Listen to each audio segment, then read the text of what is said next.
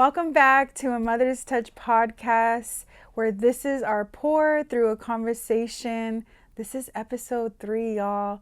We're here. Thank you so much for being here. Once again, to wanting to be poured into, wanting to have this conversation, whatever may come out of it. And today we're going to be talking about transition, because this is something that I'm going through real time. Transition is hard. It's not something that's just easy. Like some people might like change, and I'm even someone who does like change in myself, but transition is itself can be hard. For a lot of different things, yes, we could have hope that we can, reach out for and things of that nature, but there's still a lot of things that are kind of lingering that you're like, man, but I did so much here, or I did so much in this season. And he's like, no, but I'm pulling you out of this area. And in this time for me, I'm kind of in a season where I'm like coming out of my wilderness season, quote unquote. And that was still hard for me. And I'm thinking again, like I had mentioned before in our last episode, I talked about, we get so caught up in the promise and we need to praise him in the wilderness seasons. But what happens when you get your promise? What happens when the Lord is like, okay, or you're living in the things that the Lord has shown you, that the Lord has revealed to you? And this is one of them for me. Even this podcast in itself, it's hard for me to even fathom or think that like the Lord would even consider me. But it's because I considered him first. It's because I considered him in the wilderness. I considered him even coming out of the Egypt and even coming out of my wilderness season too. And one thing for me in transition that I always encourage you to do, I tell myself all the time, what are things that need to be left behind in this time of transition? Not even the case that you're going to your promise, not even the case that you're going into this wilderness season, but what are the things that you kind of just have to let go, let it die? Sometimes it's letting it die in the desert, letting it die in that wilderness season. That's something I had to even realize in my season now, is when I was in the desert and you look around, things are dead. Things don't really come to life like that. And just like even in the people of Israel, generations had to die. Things had to die in that time of transition. Things that could not be sustained in the promised land, that had to die in the wilderness, that had to die in the desert. So for me, a lot of the things that I thought that I had already overcome, or things that I wanted to be like, oh yeah, that was already dealt with, it started being revealed in my time of transition.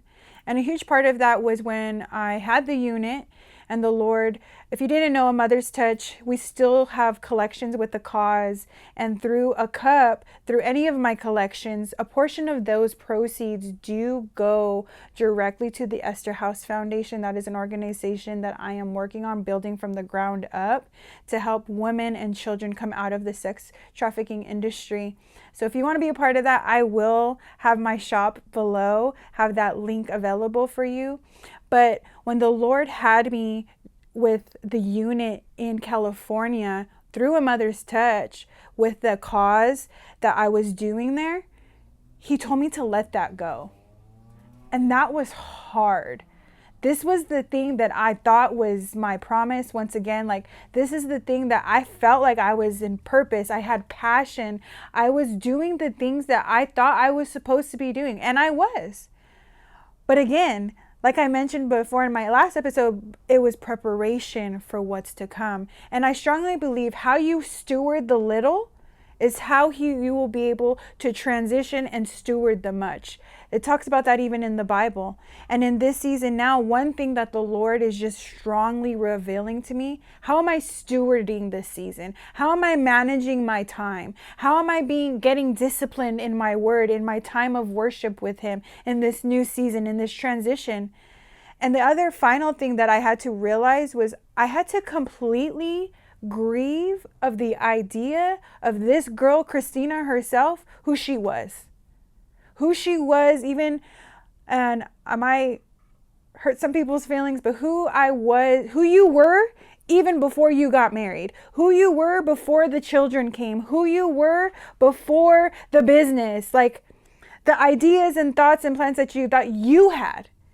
But then what the Lord is now doing and dwelling on the inside of you, and how he's helping and he's churning your heart for good. He's churning your heart towards him, towards his desires, not your own doings.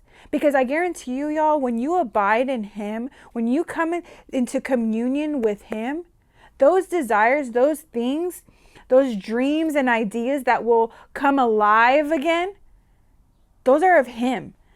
They're not of yourself. Those things are of him.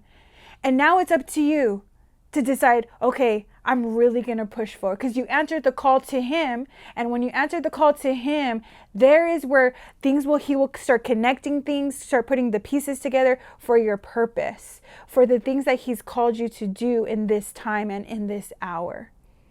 But it takes that time of transition, that time of churning to him, to then do the will that he has for you. It's through those times of transition that he's churning back to the Father, back to him. And when you get close to him and when you abide in him, he will show you the way. He will show you when you walk with him. That's one beautiful thing I loved about the children of Israel when they were in the desert. They were able to walk with the Lord.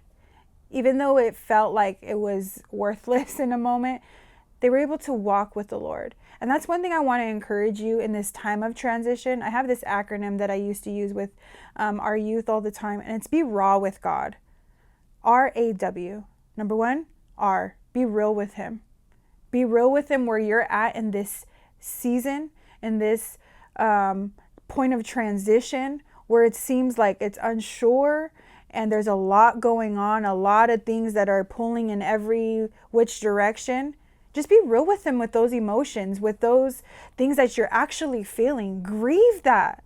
The idea of what was and what's to come. Grieve those moments. Feel those moments, but according to the Father. But here's the thing. We can't stay there. We can't stay in those feelings. We can't just stay there. We have to, okay, we revealed it. We're being real with him. We have to now accept him to do the work within. Accept him into your heart, into your life, into your day-to-day duties. In these times of transition, allow him in and allow him to do the work that he needs to do.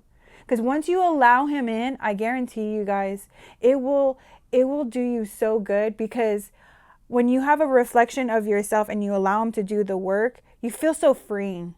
There's such a freeing in that. There's freedom where you don't have to walk in that fear. You don't have to walk in that doubt. But you get to be with him, abiding in him. And number 3, for the W, is walk with him daily. Walk with him in every step of the way. Be real, accept him in and allow him to do the work. And W, just walk with him in every area of your life. As a mother, as a wife, and as a woman. Like I say, as a whole. And before you're any of those things, before you're transitioning to the wife, before you're transitioning to the mother, realize as this woman that you are right now, that you were a daughter first. Before you're any of these labels, before you're in any of these roles, realize that you are a daughter first. And yeah, he could be calling you to motherhood. He could be calling you to be the wife. He could be calling you to be the entrepreneur. He could be calling you to be the teacher and all these different things that may be leading you in this time of transition. But before you're any of those things, you're his daughter first. And realize that. Accept that. And be real with yourself and be like, how come I can't accept myself as a daughter of the King? How come I can't accept myself as a daughter of our Heavenly Father that loves us so much? Be real be raw with those emotions with the Lord. But here's the thing, always go back to him. Yes, it's good to have community. Yes, it's good to have your church family. Yes, it's good to have those things in place. But you have to have that conversation with him. You have to have those things where it's like, okay, I need to go be still for a moment. I need to go have some quiet time for a moment with the Lord. because this is shaking. This shaking that's taking place, that's stirring you up, and you even feel like even a sense of urgency to go do these things. Be still for those moments and consider the Lord always. And I just want to give you encouragement of hope in this time of transition when it does feel like a despair moment or you may be frustrated. I just want to give you a word of encouragement. That's something that the Lord gave to me in the earlier of this year in the midst of our transition. Something to hold on to. And his word is something that I encourage everybody to hold on to because it will never fail. Men will fail, things will fail, but his word remains the same. And I'm going to read out of you in the Message translation, Amos 9 verse 13 through 15. And it says this: yes, indeed, it won't be long now. God's decree. Things are going to happen so fast, your head will swim. One thing fast on the heels of the other, you won't be able to keep up. Everything will be happening all at once. And everywhere you look, blessings. Blessings like wine pouring off the mountains and the hills. I'll make everything right again for my people of Israel. They'll rebuild their ruined cities. They'll plant vineyards and drink good wine. They'll work their gardens and eat fresh vegetables. And I'll plant them on their own land. They'll never again be uprooted from the land I've given them. God, your God, says so. Let's just take a moment and listen to this, because this is jam-packed with God's goodness and his grace and his sufficiency. And this is something that he gave me in what seemed, in my time of transition, that seemed impossible. It seemed impossible to even fathom that idea, because I'm like, okay, Lord, you just told me to basically almost give up my business, give up the unit that I was doing the things that I was passionate about. And now you're telling me to come over here to Columbus, Ohio, and to rebuild. Rebuild, repair, and restore. And he's telling me these things. I'm like, yeah, that sounds great. But for me, it revealed to me that there was still deep-rooted issues that had to come out, that had to come up and come out, because it would hinder me in this season now that he had been preparing me for, that he had been revealing in me for years. And now that we're here, it's like, okay, I have to reset, I have to restart, I have to rebuild. But look at what the promise he says at the end. And this is something personally that I just hold on to, because I grew up in a home where we moved around a lot. We were moved every other year, if not every year. I went to a different elementary school every season, every school year, and different high schools. I went to 2 different high schools, 2 different middle schools. Like, it was constant change. So me wanting to have security, wanting to have a safe space to be able to grow a family and grow and have a good foundation, that was obviously really important to me, because I know how much I wanted that. And it's good to have that strong foundation, especially from our kids and our family. So when he's telling me, okay, I have to get uprooted again, I have to transition again, are you kidding me? So one thing that I hold on to in this passage is the last verse in verse 15. It says, they'll never again be uprooted from the land that I have given them. God, my God, says so. Wow, what a joy to hold on to that word. He was so intentional to show me that, to where it's like, you don't have to worry anymore, Christina. Yeah, and I'm not saying that, okay, this is it. I do believe that's it for our family. Ohio is it. But at the same time, I am obviously open. I'm at a place now where nothing can fix. I'm just following the one. I'm just following the one who is leading me. And now we're here. We're here in the cornfields of Ohio, where it's the heart of it all. If you know anything about Ohio, it's literally in the heart of the United States from here. And when he showed me that, I was like, okay, Lord, this is it. This is the promises that I will stand on. This, because it's your word. This is what you've shown me. And this is something that I encourage you guys to do, to hold on to those scriptures, hold on to that word that he has given you, and he will reveal it, and continue to do that work that he has shown you, that word that he has shown you. Continue to hold on to that until he has told you something else, because our word before this was oasis and was to go to the wilderness, to go to the desert. But now he showed me this, that he will not uproot me anymore, and he will give me the land that he promised. And that, if you know me, that's something that I always wanted for my children, always wanted for my family, to have a sustainable place for where they could grow, where they can be and play, and where we can do the things of God wholeheartedly in the fullness of everything that he has for us. Everything. And so now I really believe that I'm kind of stepping into this season, and this is a part of that. This podcast is a part of that. And I'm just inviting you into the upper room where this is our pour, and we get to have this conversation where we get to pour into each other through this and help one another and what the Lord is leading and guiding us to do. Because this is something else I've learned in a time of transition. Even though you may feel alone, you can't do it alone.